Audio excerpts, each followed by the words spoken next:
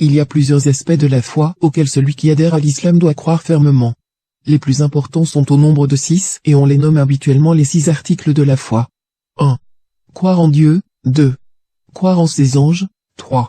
Croire en ses livres. 4. Croire aux prophètes et messagers. 5. Croire au jour dernier. 6. Croire au destin, qu'il soit favorable ou défavorable. Premier pilier de la foi, la croyance en Dieu. L'islam prêche un monothéisme pur, et la croyance en Dieu constitue le pivot de la foi. L'islam enseigne la croyance en un Dieu qui n'engendre pas et qui n'a jamais été engendré, et qui n'a guère besoin d'auxiliaires pour veiller sur l'univers. Lui seul donne la vie et lui seul cause la mort. C'est lui qui apporte les bonnes choses, et lui qui cause l'affliction, et c'est lui qui pourvoit aux besoins de sa création. En islam, Dieu est l'unique créateur, Seigneur, pourvoyeur, souverain, juge et sauveur de l'univers. Il est sans égal en ce qui a trait à ses caractéristiques et à ses capacités, comme son savoir et sa puissance. Toute adoration, vénération et hommage doivent être exclusivement voués à Dieu. Toute violation de ces concepts contredit les fondements mêmes de l'islam. Deuxième pilier de la foi, la croyance aux anges. Les musulmans doivent croire au monde invisible, tel que mentionné dans le Coran. Les anges émissaires de Dieu font partie de ce monde, et à chacun est assignée une tâche spécifique. Ils ne possèdent ni libre arbitre ni capacité de désobéir. Il est dans leur nature d'être de fidèles serviteurs de Dieu. Les anges ne doivent pas être considérés comme des demi-dieux ou comme des objets d'adoration ou de vénération. Ce ne sont que de simples serviteurs de Dieu, qui obéissent à chacun de ses ordres. Troisième pilier de la foi, la croyance aux prophètes et aux messagers. L'islam est une religion universelle et achevée. Les musulmans croient en tous les prophètes envoyés par Dieu et pas uniquement au prophète Mohammed, paix et bénédiction de Dieu soit sur lui. Ils croient aux prophètes hébreux, tels Abraham et Moïse, de même qu'aux prophètes du Nouveau Testament, comme Jésus et Jean le Baptiste. L'islam enseigne que ce n'est pas qu'aux juifs et aux chrétiens que Dieu a envoyé des prophètes, mais à toutes les nations du monde, et chaque fois avec le même message fondamental, n'adorer que Dieu, exclusivement. Les musulmans doivent croire en tous les prophètes, dont il est fait mention dans le Coran, sans faire de distinction entre eux. Mohammed, paix et bénédiction de Dieu soit sur lui, a été envoyé avec le dernier message, et aucun autre prophète ne sera envoyé après lui. Par son intermédiaire, Dieu a parachevé son message final et éternel à l'humanité. Quatrième pilier de la foi, la croyance aux livres célestes. Les musulmans croient aux livres que Dieu a fait descendre à l'humanité par l'entremise de ses prophètes. Cela inclut les livres d'Abraham, la Torah de Moïse, les psaumes de David et l'évangile de Jésus. Ces livres proviennent tous de la même source, Dieu, ils comprennent tous le même message et ils ont été révélés en toute vérité.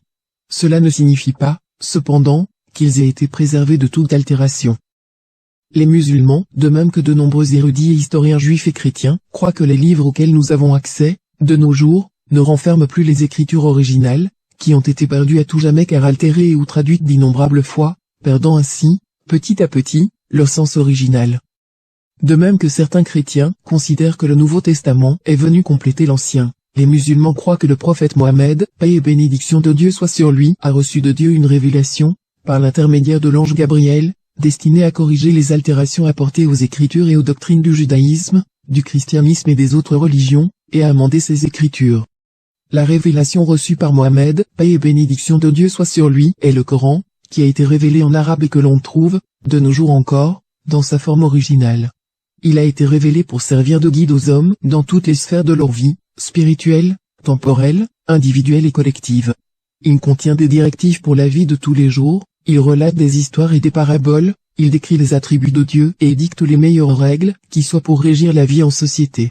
Il contient des directives pour tous, applicables en tout lieu et en tout temps. À ce jour, des millions de personnes ont mémorisé le Coran en entier, et toutes les copies du Coran que l'on retrouve, aujourd'hui, sont identiques, comme c'était le cas de celles qui ont circulé dans le passé. Dieu a promis qu'il allait préserver le Coran de toute altération et ce, jusqu'à la fin des temps, afin que le message des prophètes soit clair pour toute l'humanité et qu'il demeure à la disposition de ceux qui cherchent la vérité. Cinquième pilier de la foi, la croyance au jour du jugement dernier. Les musulmans croient qu'un jour viendra où toute la création périra pour être ensuite ressuscitée et jugée pour ses actions. Ce jour sera le jour du jugement. Ce jour-là, tous seront rassemblés devant Dieu et chaque individu sera interrogé sur la vie qu'il aura menée sur terre et sur la façon dont il l'aura vécue. Ceux dont les croyances sur Dieu et sur la vie auront été justes et qui auront accompagné ces croyances de bonnes actions entreront au paradis.